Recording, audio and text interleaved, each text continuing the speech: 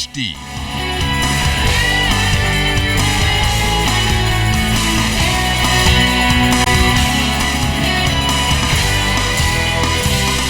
ZNS Network presents The Bahamas Tonight. This portion of the news brought to you by BTC Every Day.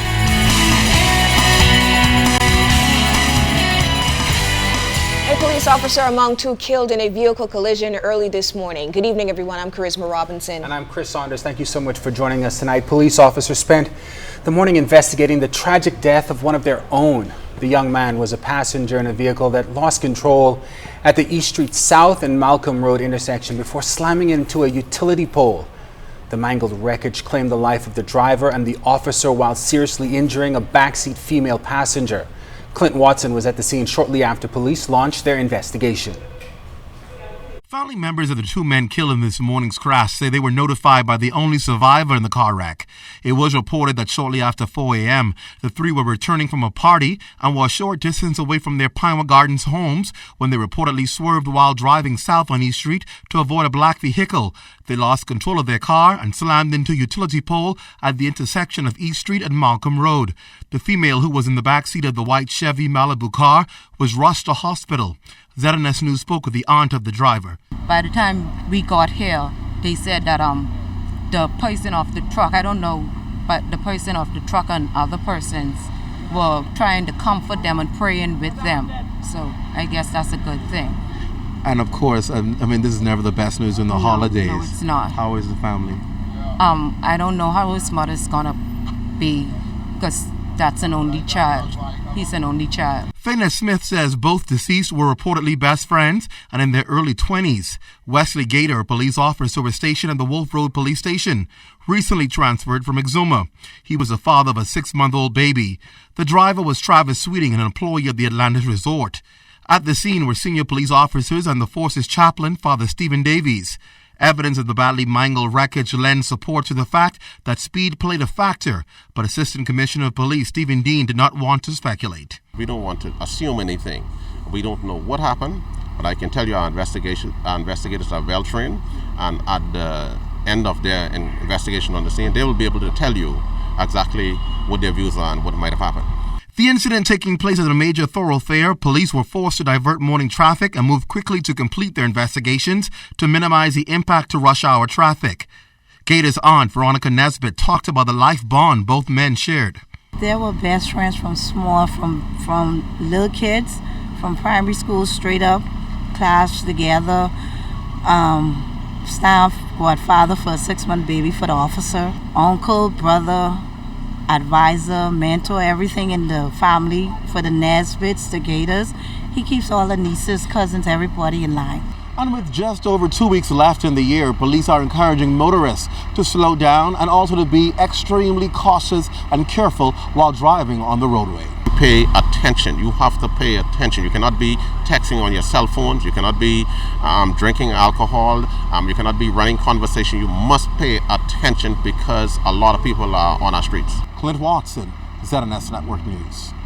Police continuing their quest to rid the streets of criminals. Last night they made a major marijuana drug bust around 9 p.m. in the Kemp Road area.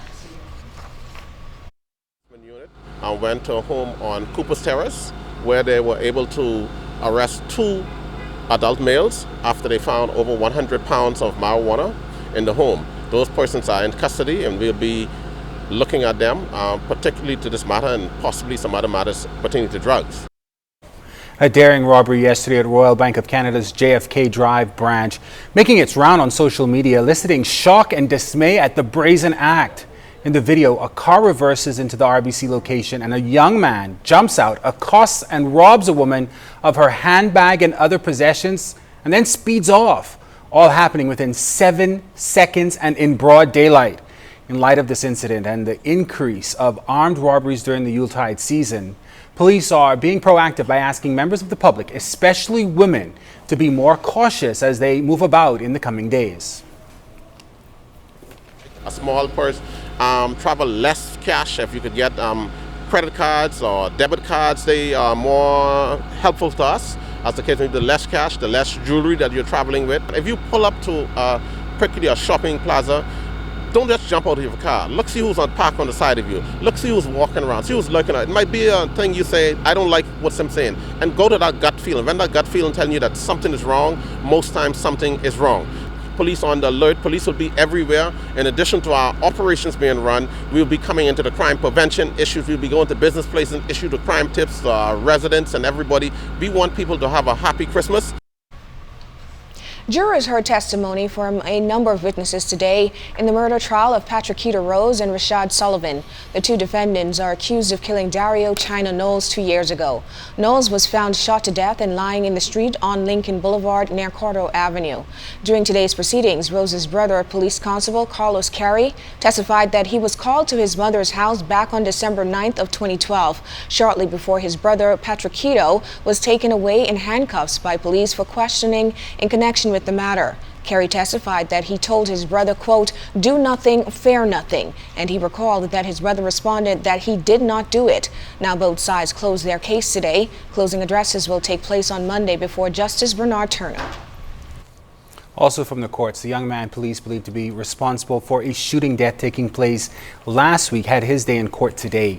20-year-old Kensworth Francis of Pinewood Gardens is accused of killing a man outside a nightclub on Tonique Williams-Darling Highway last weekend. Francis was not required to enter a plea and bail was denied. The matter will now be transferred to the Supreme Court by way of voluntary bill of indictment and has been adjourned until January 28th. Meantime, he has been remanded into custody at the Bahamas Department of Corrections.